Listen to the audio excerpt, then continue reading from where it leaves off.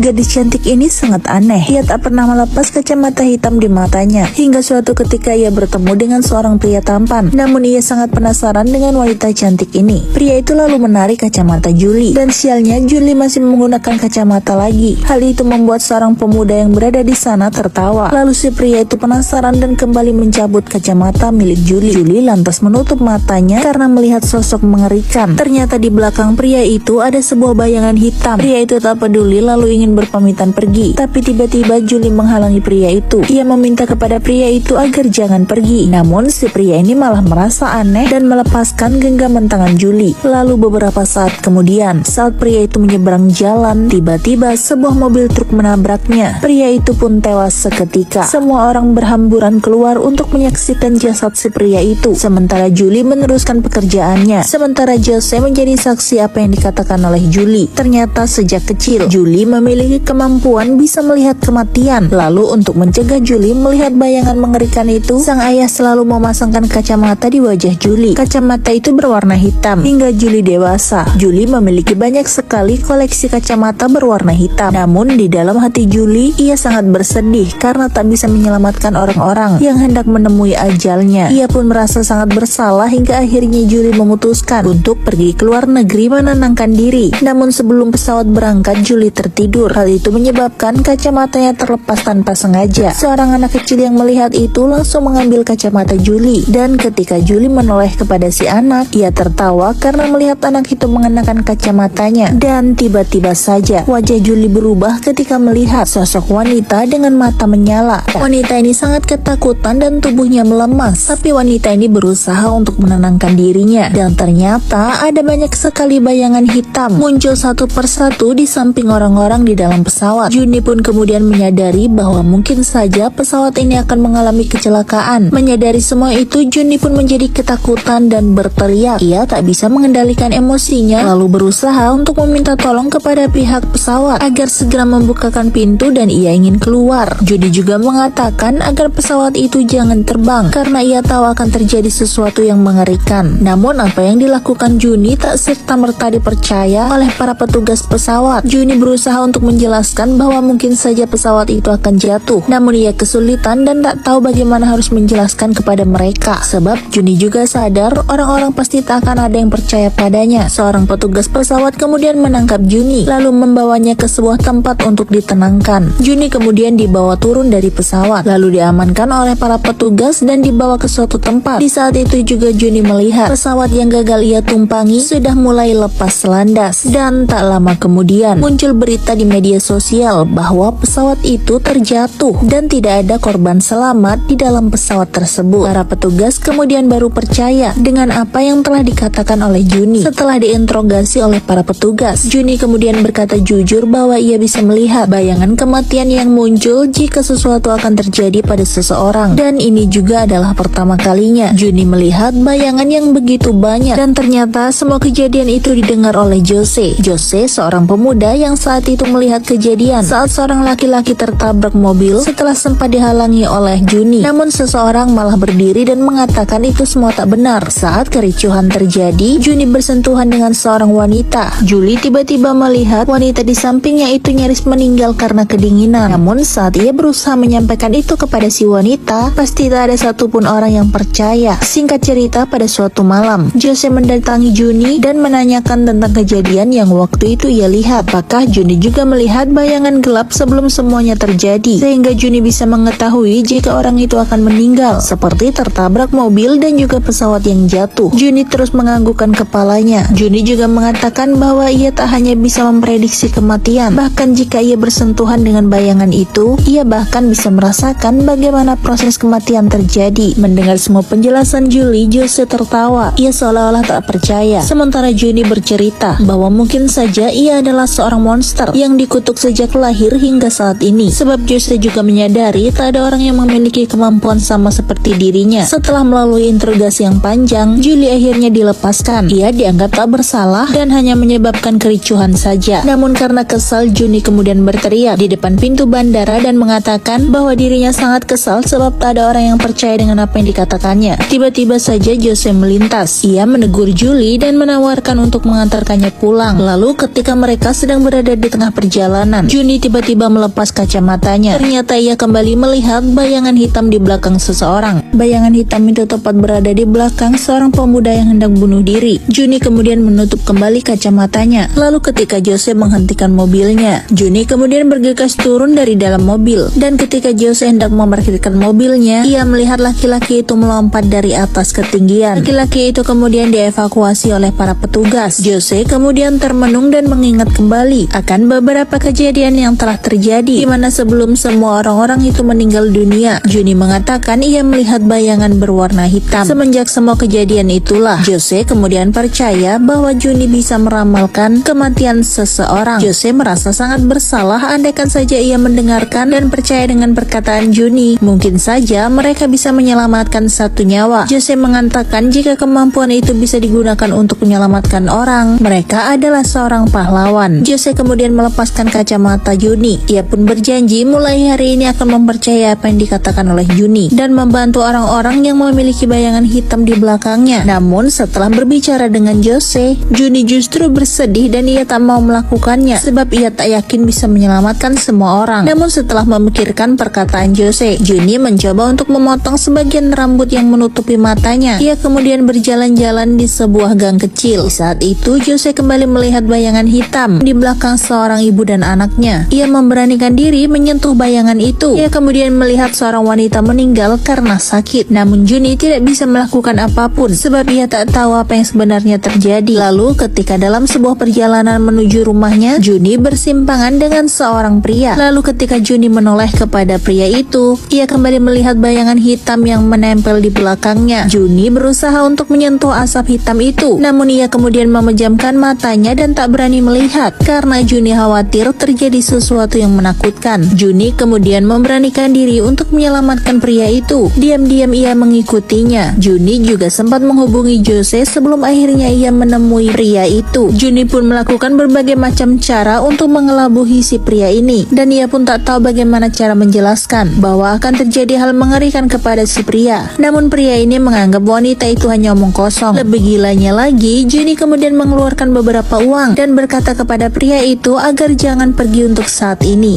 Namun pria itu justru melemparkan uang yang diberikan oleh Juni dan mengatakan bahwa wanita itu sudah gila. Juni pun tak kehabisan akal, dan saat Juni hendak pergi, tiba-tiba ia melihat bayangan bahwa pria itu akan mengalami kecelakaan lalu meninggal. Juni pun terpaksa membuat si pria itu menjadi marah. Dengan begitu, maka si pria tidak akan buru-buru pergi. Juni terus membuat keributan dan memancing emosi si pria itu. Tapi pria itu merasa si wanita semakin aneh dan memutuskan untuk segera pergi. Mereka pun saling tarik-menarik hingga pria itu mendorong tubuh Juni dan nyaris kepalanya terbentur. Juni memiliki ide, ia malah membenturkan kembali kepalanya ke tiang meja, membuat seorang paman menjadi cemas karena khawatir dituduh telah menyakitinya. Tampak bagian kepala wanita cantik ini berdarah. Paman itu sangat ketakutan, lalu ia malah memutuskan untuk kabur dari tempat itu. Namun saat paman itu hendak keluar, tiba-tiba Jose datang dan menghalangi langkahnya. Jose kemudian jatuh tersungkur. Di saat itulah Juni kemudian melompat dan menangkap paman itu. Paman itu terjatuh lalu kemudian tangannya diborgol. Paman itu kemudian dibawa ke kantor polisi. Sementara Jose mengobati luka Juni yang terlihat sangat parah di bagian kepalanya. Sementara itu Juni kemudian melihat kembali pemandangan mengerikan di mana ada sebuah peluru yang melesat mengarah ke kepala seorang pria di belakangnya. Lagi-lagi sebuah kematian tak bisa dihindari. Juni merasa sangat sedih dengan apa yang dilihatnya. Ia lantas menceritakan semua kepada Jose dan berharap Jose bisa membantu. Setidaknya tidak akan ada kematian lagi. Pada suatu hari ketika Juni melihat foto Jose, terdapat sebuah gelang yang berada di tangannya, di mana gelang itu pernah diberikan oleh Juni kepada seorang teman laki-laki yang sangat ia sukai ketika mereka masih kecil. Lalu tak lama kemudian muncul sebuah berita di televisi, di mana di siaran televisi itu memperlihatkan Jose ditangkap oleh sekelompok orang. Lalu kemudian salah satu dari mereka melepaskan tembakan hingga membuat Jose tersungkur. Jose kemudian meninggal dunia, tapi tiba-tiba dewa kematian mengambil alih tubuhnya. Setelah itu jasad Jose dibawa ke ruang mayat. Lalu datanglah seorang pria berpakaian seperti dokter, memeriksa mayat Jose lalu berniat untuk mengambil salah satu bola mata Jose. Tapi tiba-tiba mata Jose terbelalak, membuat pria itu terpental. Kemudian Jose pun bangkit. Jose kemudian menoleh untuk melihat kepada pria itu. Sementara pria itu ketakutan lalu berlari. Jose Jose yang dikuasai oleh dewa kematian berjalan dengan santai hingga menyebabkan beberapa perawat di rumah sakit itu histeris. Tak lama kemudian ibu Jose datang. Ia tak menemukan jasad putranya. Mereka kemudian memeriksa kamera CCTV. Ibu Jose tiba-tiba lemas ketika melihat gambar putranya hidup kembali. Di tempat berbeda, Juni merasa bahwa ia telah mencelakakan hidup Jose. Ia pun memutuskan untuk bunuh diri karena merasa bersalah. Namun ketika tubuh Juni sudah mulai tergantung, tiba-tiba ia melihat sebuah berita di TV yang menyiarkan sebuah berita bahwa Jose hidup kembali. Setelah mendengarkan berita itu, Juni pun berpikir bahwa ia tak ingin mengakhiri hidupnya. Di saat itu, tiba-tiba datanglah seorang pria yang menyelamatkan Juni. Lalu tak lama kemudian, tiba-tiba Juni terbangun. Ia melihat seekor anjing yang sedang menjilati wajahnya. Ternyata anjing itu adalah milik seorang pemuda yang tadi menyelamatkannya. Lihat pria asing itu, Juni ketakutan. Namun pria itu segera memperkenalkan diri. Pria ini mengaku bernama Bayan, di mana ia pernah melihat Juni di sebuah kantor polisi. Ia sengaja mencari Juni karena penasaran dengan apa yang dibicarakan, bahwa Juni bisa melihat tentang kematian seseorang. Bayan mengatakan apakah ada bayangan gelap di belakang anjingnya. Hal itu dilakukan oleh pria bernama Bayan setelah ia mengetahui kemampuan yang dimiliki oleh Juni, di mana ia bisa melihat kematian seseorang. Namun Juni mengatakan bahwa ia tak melihat bayangan hitam di balik anjingnya. Bayan kemudian menawarkan kepada Juni agar ia mau ikut bersamanya ke sebuah rumah sakit. Singkat cerita, mereka berdua pergi bersama dengan anjing pria itu. Setibanya di rumah sakit, Juni justru melihat Jose yang baru saja bangkit dari kematian. Ketika mobil dihentikan dan Juni hendak keluar dari mobil, Bayan memegang erat tangannya. Dan lagi-lagi Bayan mempertanyakan apakah usia anjingnya masih lama. Dengan nada kesal, Juni kemudian menjawab di mana Bayan akan hidup bersama dengan anjingnya untuk selama-lamanya. Juni kemudian segera turun dari mobil lalu mendekati Jose yang ia yakini adalah teman masa kecilnya. Namun yang ada di tubuh Jose adalah dewa kematian. Jadi Jose tidak mengingat apapun tentang Juni. Di saat Jose hendak pergi, Juni tanpa sengaja menarik tangan Jose dan melepaskan gelang yang dipakainya. Disitulah Juni benar-benar yakin bahwa Jose adalah teman masa kecilnya. Tak lama kemudian, tampak Jose sakit kepala dan ia pun tak sadarkan diri. Juni kemudian kembali membawanya ke rumah sakit. Selama Jose belum sadarkan diri, Juni terus memandangi wajahnya dan meyakinkan bahwa itu adalah teman masa kecilnya. Juni kemudian memasangkan kembali gelang itu. Tiba-tiba mata Jose terbuka. Ia tersadar lalu segera menarik Juni dan hendak memukulnya. Namun Jose kemudian sadar bahwa gadis itu adalah yang baru saja ia temui. Malaikat di balik tubuh Jose kemudian meredakan emosinya. Juni kemudian menceritakan tentang siapa diri mereka sebelumnya, di mana saat kecil itu mereka berdua adalah sahabat sejati, bahkan sudah pernah berjanji untuk selalu bersama selamanya. Namun Jose tak bisa mengingat apa-apa. Ia malah mengusir Juni. Keesokan harinya Jose sedang bersiap-siap. Ia menggunakan semua pakaian milik Jose. Namun anehnya, ia malah membuka sebuah lemari es. Di saat yang sama Juni pun datang. Jose kemudian menghentikan aksinya. Juni sangat terkejut dan bertanya apa yang sedang ia lakukan. Malaikat maut yang menguasai tubuh Jose kemudian berpikir bahwa ia tak boleh menunjukkan kekuatannya di hadapan manusia. Jose terus berjalan menelusuri kota, sementara Juni terus mengikutinya karena khawatir. Meskipun Jose berulang kali berusaha kabur, ia juga naik sebuah bus. Namun Jose tak tahu aturan dunia manusia, bahwa saat naik bus ia harus membayar sejumlah uang. Beruntungnya Juni terus mengikuti Jose. Mereka berdua pun akhirnya memulai petualangan kehidupan yang baru sebagai dua insan yang tidak saling mengenal. Hingga film pun selesai.